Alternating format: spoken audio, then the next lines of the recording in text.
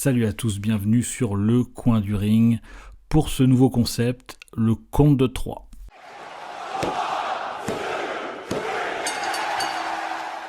Alors pour commencer, qu'est-ce que le compte de 3 ? En fait, c'est tout simple, c'est les 3 moments que j'ai aimés cette semaine à la WWE et les 3 que j'ai détestés. Il y a de quoi dire cette semaine. Alors c'est un nouveau concept, je ne sais pas si je vais le tenir, je sais que je suis hyper irrégulier. Mais je vais tout faire pour le tenir. De faire ça à chaque fin de semaine, au plus tard début de la semaine suivante. En tout cas, pour commencer juste avant, pour réagir, c'est important. Réagir sur ce podcast, on est à peu près dispo sur tous les réseaux sociaux. Hein, vous tapez le coin du ring, vous nous trouverez et vous mettez le hashtag LCD Ring et vous réagissez, ou alors sur le post que je vais mettre, vous réagissez dans les commentaires juste en dessous si vous voulez réagir sur les réseaux sociaux. Voilà, ça c'est dit, et on va pas perdre de temps parce que mine de rien ça fait 6 choses à dire, et cette semaine il s'est passé quand même beaucoup de choses à l'approche de WrestleMania et juste après le Royal Rumble. Et je commence avec la première chose. Je vais commencer par les choses que j'ai aimées au départ, et ensuite je vous dirai les 3 choses que j'ai détestées. Je vais commencer donc par quelque chose que j'ai aimé cette semaine, et c'est le segment Bayley et Damage Control. Évidemment, Bayley, on pensait au départ à Raw qu'elle allait choisir Rhea Ripley, et j'ai trouvé le segment plutôt bien foutu où Rhea Ripley déjà la tacle un petit peu, comme quoi c'est la seule de Damage Control à pas avoir de titre, ce qui est vrai avec Dakota Kai, mais elle est blessée depuis un moment. Donc ça, j'ai trouvé ça plutôt sympa. Et en fait, Nia Jax, qui avait entamé une rivalité avec Rhea Ripley, la dissuade plus ou moins, entre guillemets, lui fait un peu peur en disant ne choisis pas Rhea Ripley. Pourtant, le choix était normalement tout près, puisque Io Sky étant dans le clan Damage Control.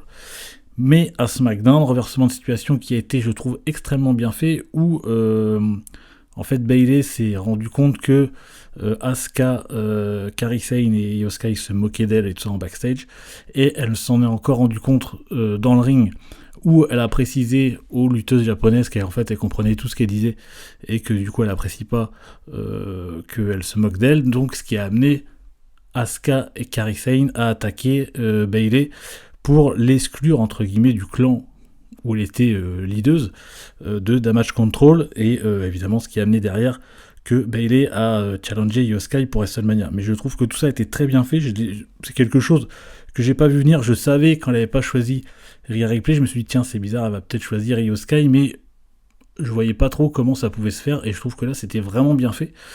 J'avais des doutes sur le fait que Bayley, parce que je trouve que Bayley en heel ça fonctionne très très bien. Là elle va être en face, donc j'avais un petit peu de doute sur ce turn, mais je pense que ça va plutôt bien se faire. C'est bien qu'elle soit mise en avant, qu'elle ait gagné le Royal Rumble, hein, ça change un petit peu des lutteuses qu'on avait habituellement. On sait que les japonaises à la WWE sont très très fortes. Je parle bien in-ring, hein, elles sont vraiment niveau qualité, et ça vraiment, elles font du super boulot. Donc ce segment j'ai beaucoup apprécié, je trouve que c'est bien fait. D'ailleurs il reste une petite incertitude qui pourrait encore rajouter quelque chose il y a encore du temps avant WrestleMania, mais j'en ai parlé vite fait, c'est Dakota Kai qui n'était pas présente lors de ce segment, et on ne sait pas où elle va se situer par rapport aux japonaises ou Bayley, puisque elle s'est rapprochée un peu des lutteuses japonaises ces dernières semaines, mais en même temps Bayley la soutient depuis le début, c'est l'une des premières à avoir intégré Damage Control, donc c'est aussi l'incertitude qui va se dessiner dans les prochaines semaines avec Dakota Kai, où elle va se situer.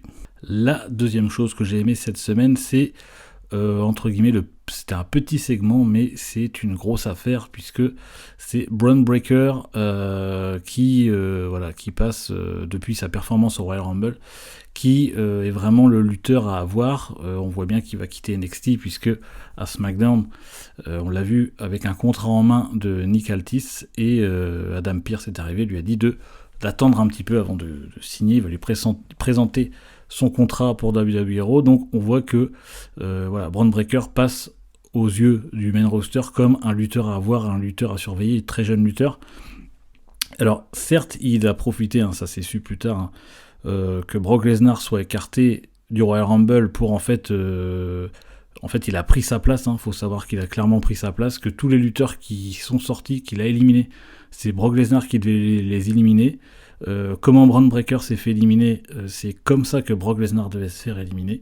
C'était vraiment, voilà, comme Brock Lesnar a été écarté au dernier moment, puisqu'il était cité dans l'affaire Vince McMahon et l'affaire des agressions sexuelles et tout ça de Vince, il a été écarté de la WWE, donc ils ont mis Bron Breakker comme ça, avec exactement le même segment. Alors, au début, je me suis dit, quand j'ai su ça et que j'ai re-regardé la séquence, je fais ah oui, effectivement, je comprends mieux pourquoi il sort Homos et tout seul, c'était quand même assez énorme. Mais sur le moment, quand je le savais pas, j'ai dit putain, c'est vachement bien. C'est vachement bien qu'un lutteur comme lui, surtout qui vient de NXT, qu'il ait un super spot comme ça lui permet de le mettre en avant immédiatement. Et au moins là on voit que ça continue avec les Raw et SmackDown, puisque c'est vraiment l'homme que Altis ou Pierce veulent dans leurs écuries respectives. Donc c'est plutôt, moi j'ai trouvé ça plutôt bien. D'ailleurs, d'autant plus que, voilà, c'est ça que je voulais dire, c'est qu'en fait là, à NXT, je trouve qu'il tourne en rond, il est en équipe avec Baron Corbin, j'y croyais pas du tout. On voit que Baron Corbin, ils essayent de le mettre un peu à droite à gauche, pour moi ça fonctionne pas, donc faut pas... Et là il était en équipe avec Bron Breakker, c'est limite, moi ça me rageait par rapport à Breakker, qui pour moi aurait dû intégrer le main roster plus tôt, quand il était champion NXT, qu'il a perdu le titre. Je fais c'est le moment, non, il est resté NXT, alors ce qui est pas forcément un mal, mais je me suis dit putain, le fait d'être en équipe avec Baron Corbin, j'avais peur que ça le redescende un petit peu. Et ce changement de dernière minute lui a profité, et il lui a très bien profité, et c'est très bien puisque Breakker est quand même un excellent lutteur. J'avais un peu suivi à NXT, c'est le fils de Rick Steiner, pour ceux qui ne le savaient pas, et voilà, je pense que il faut lui laisser du temps évidemment, mais ça peut être la personne qui détrônera peut-être Gunther pour le titre intercontinental. Encore une fois, il faut lui laisser du temps, il vient d'arriver, mais je pense que ça peut vite, la mayonnaise peut vite prendre, il a à peu près tout ce qu'il faut, donc ça j'ai bien aimé, et je pense que je vais continuer à aimer dans les prochaines semaines, que voilà, les Raw ou SmackDown se battent un peu pour Breakker, et à voir ce qu'il va faire quand il sera vraiment dans l'un des rosters principaux. Et la troisième chose que j'ai aimé cette semaine, c'est les débuts et la signature de Tiffany Stratton à SmackDown.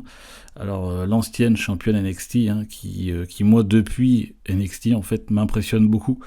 Et ses débuts à SmackDown ont été parfaits. Elle a signé à SmackDown, ce qui est parfait. Je pense que on peut avoir un très grand futur du catch féminin à la WWE avec Tiffany Stratton. Je trouve, alors physiquement, on va pas se mentir, physiquement elle est très belle, elle est parfaite, elle est très athlétique aussi, et elle n'a pas que ça. En fait, j'ai l'impression que c'est un mix de l'Attitude Era, c'est pareil, l'Attitude Era, c'est pour ceux qui ont regardé, à cette époque-là, c'était les nanas il y avait quelques bonnes lutteuses, mais beaucoup étaient recrutées sur leur physique quand même, que par leur physique. Et elle, je trouve qu'elle a les deux. Aujourd'hui, voilà, la qualité du catch féminin à la WWE a vraiment augmenté. Et elle, vraiment, elle a les deux. Je trouve que elle pourra rivaliser assez facilement avec Charlotte Flair, Bianca Belair, et les japonaises, par exemple, Yosuka et Asuka, qui sont de très très bonnes lutteuses. Et elle, j'ai l'impression qu'elle a tout. Elle a vraiment le physique d'une star. In-ring, pour l'instant, ce qui est fait, c'est très très propre. Donc j'ai vraiment apprécié ses débuts en plus gagnants. Premier match pour elle à SmackDown, elle gagne contre Michin. D'ailleurs, une petite parenthèse pour Michin, je pense qu'elle manque un peu de temps à l'écran, et c'est aussi une lutteuse correcte, quoi, une très bonne lutteuse, et je pense qu'elle manque un peu de temps à l'écran pour faire valoir un petit peu ses qualités.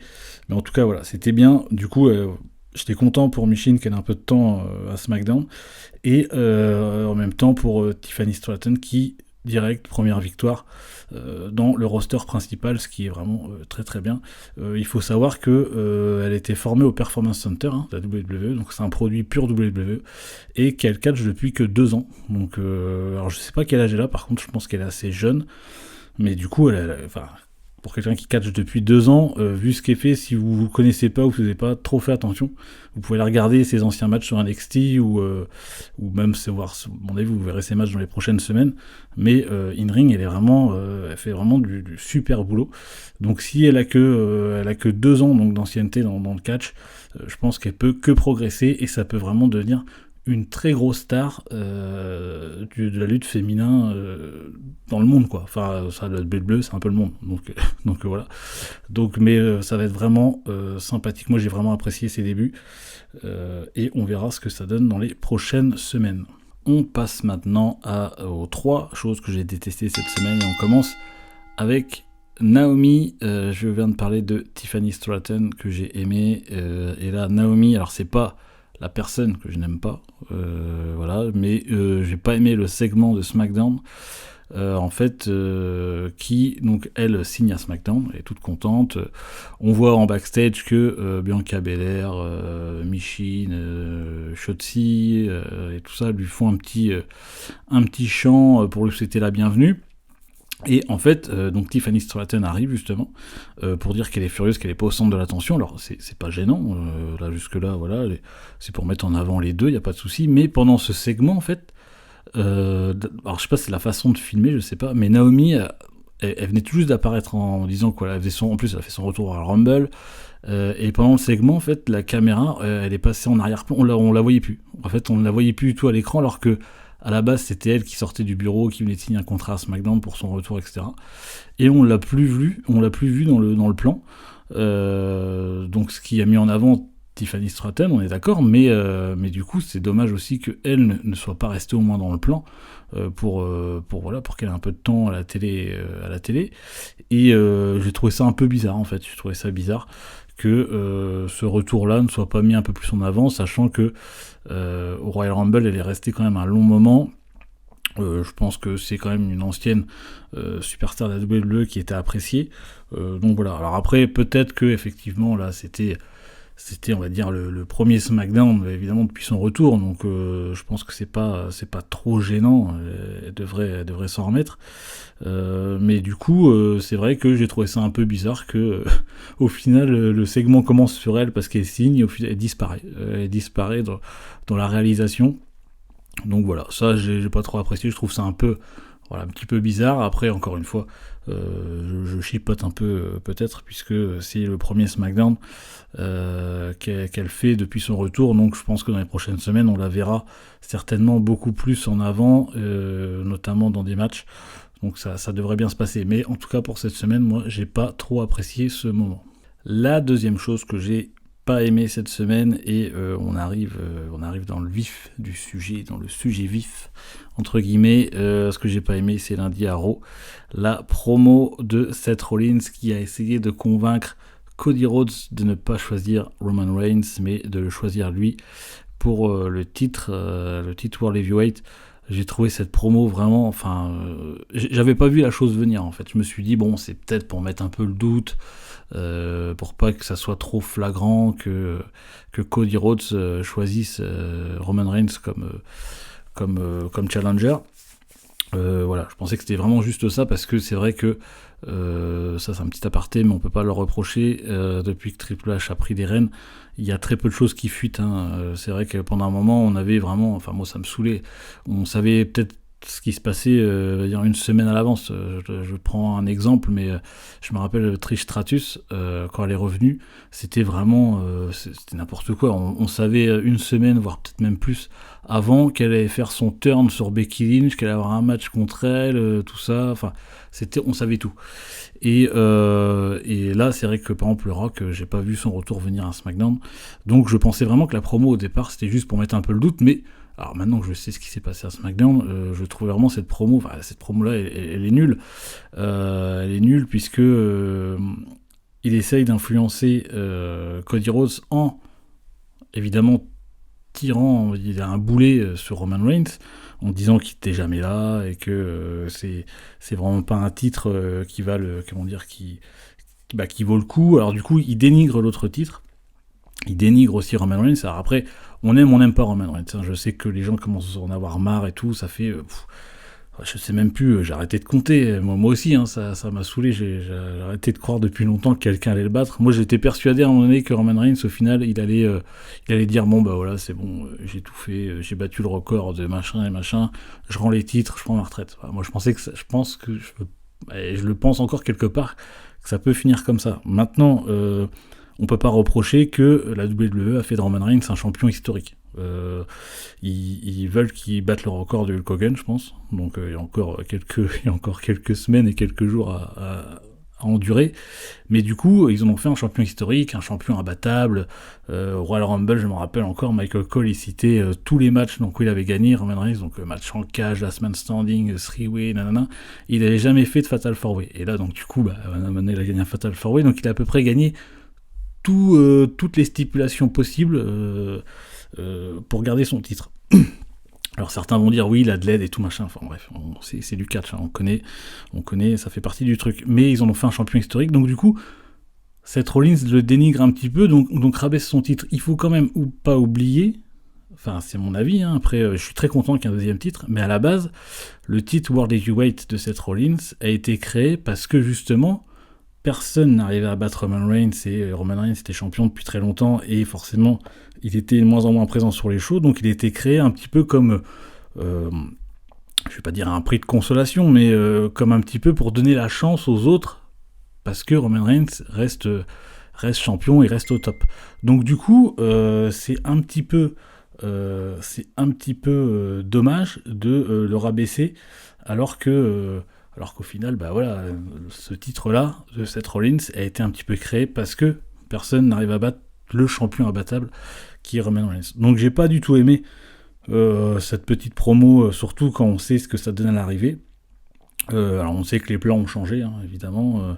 Les plans ont changé puisque c'était CM Punk qui devait affronter visiblement Seth Rollins, mais comme il est blessé, il sera absent de WrestleMania. Mais en tout cas voilà, cette promo-là, j'ai pas du tout aimé, surtout quand on sait la fin, quand on sait le dénouement en fait qui s'est passé vendredi à SmackDown. Donc ça, j'ai pas aimé du tout. Et justement, ça va amener la troisième chose que je n'ai pas aimé cette semaine.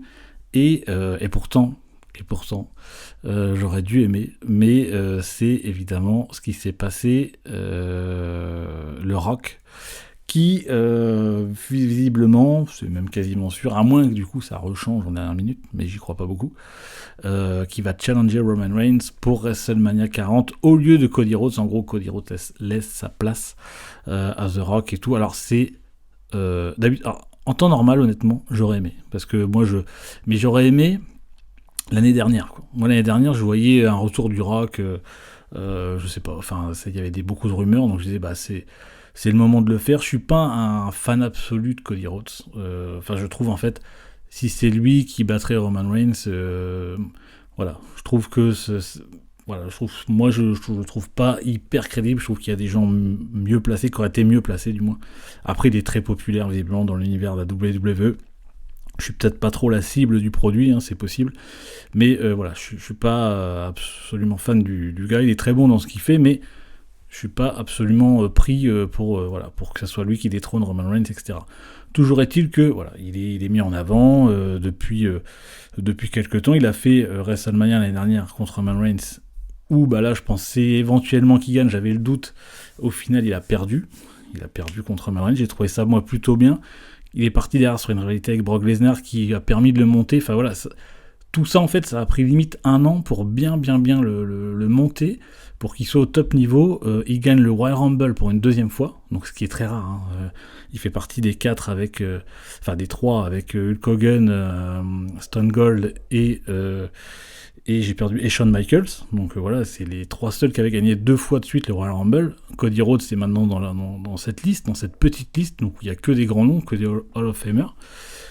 Donc il gagne le Royal Rumble, à la fin du show, il monte sur la corde, il pointe Roman Reigns dans le box en disant voilà, c'est toi que je veux, c'est toi que j'aurai, etc. Roman Reigns, voilà, ça a été filmé comme ça en plus, il lève le titre, enfin voilà, tout était désigné pour que ça soit Roman Reigns. Il veut finir l'histoire, il veut machin, et rebondissement, il arrive à SmackDown et il dit qu'il finira l'histoire plus tard, machin, il laisse sa place au Rock. Alors Bon, le Rock, c'est une immense star, il n'y a pas de souci, mais encore une fois, je trouve que ça vient trop tard. J'ai partagé sur les réseaux sociaux une citation d'un ancien champion du monde qui reste anonyme, hein, donc on ne sait pas qui c'est, apparemment c'est un ancien champion de la WWE, où il a dit que ça vient trop tard. Je suis carrément d'accord avec lui, en fait, ça vient 1 an trop tard, 1 an voire 2 ans trop tard. Là, ça n'a plus de sens, en fait, ça n'a plus de sens du tout que Cody Rhodes fasse ça, d'autant plus que il y a des choses qui commencent à sortir, comme quoi The Rock aurait vraiment insisté pour faire ce match en pensant que le fait que ça soit Roman Reigns contre The Rock, ça serait un main event énorme pour WrestleMania 40, ce qui est pas faux, l'affiche est légendaire. Mais du coup, là, ça arrive. Pourquoi? Alors à ce moment-là, moi j'aurais préféré que le Rock arrive dans le Royal Rumble et qu'il gagne le Royal Rumble. Là, ok, pas de problème. Là, ok, ça marche. Le Rock fait son retour surprise. Il gagne le Royal Rumble, il challenge Roman Reigns. Cody Rhodes peut partir sur Seth Rollins tranquille. Enfin, là, il n'y avait pas de souci. Mais alors, pourquoi faire ça? Alors, je sais que les plans ont changé, comme je disais, avec CM Punk, mais bon, il y avait d'autres solutions. Soit il fallait pas faire revenir le Rock maintenant, soit, à Raw, on pouvait mettre, il y avait CM Punk, ok, c'était CM Punk, Seth Rollins, mais tu pouvais laisser Cody Rhodes contre Roman Reigns, et de l'autre côté, Seth Rollins, il y a Gunther, il y a plein de monde, il y a Drew McIntyre, il y a beaucoup de solutions. Donc là, je trouve que ça n'a aucun sens, donc du coup, forcément, j'ai pas aimé. Maintenant, ils ont plusieurs semaines pour nous raconter quelque chose de bien pour WrestleMania. Maintenant, je vous avoue que ça va être compliqué, d'autant que j'ai très peur que ça soit Roman Reigns et The Rock qui soient très peu dispo, entre guillemets, sur les shows hebdomadaires de SmackDown pour me faire monter la rivalité. Ça va être un peu, je pense, comme je sais plus quelle année où Roman Reigns était là, en fait ils étaient là les 2 dernières semaines avant WrestleMania et puis terminé, quoi. Donc ce qui est dommage, il faudrait qu'il soit là presque toutes les semaines pour faire bien monter la sauce et tout. Donc on voit que les fans grognent un petit peu sur les réseaux. Le hashtag sur le réseau social X, We Want Cody, est en train de prendre de la popularité. La vidéo YouTube est la plus, la plus, avec le pouce vers le bas, la plus dislike en fait de l'histoire des vidéos YouTube de la WWE, ce qui est assez énorme. Je pense qu'ils s'attendaient pas à ça par rapport à The Rock. Donc le fait que ça sorte que The Rock aurait beaucoup insisté pour faire ce main event, sachant qu'il vient d'intégrer le groupe TKO. Alors je sais plus quelle fonction il a, mais en gros il a plus de pouvoir que Triple H, donc en fait il fait un peu ce qu'il veut. Donc espérons qu'il n'ait pas vraiment insisté trop lourdement pour faire ce main event, mais en tout cas voilà, ça j'ai trouvé ça vraiment pas bien. C'est vraiment pas bien, pas logique, il n'y a rien de logique, donc c'est un peu bizarre pour la WWE. Maintenant, encore une fois, ils ont du temps pour nous raconter une belle histoire. Donc voilà, pour ce compte de 3, les 3 choses que j'ai aimées et que j'ai détestées, n'hésitez pas à réagir sur les réseaux sociaux avec le hashtag LCDring ou dans les commentaires des publications de ce podcast. En tout cas, prenez soin de vous, on se retrouve très vite et un putain de bisou.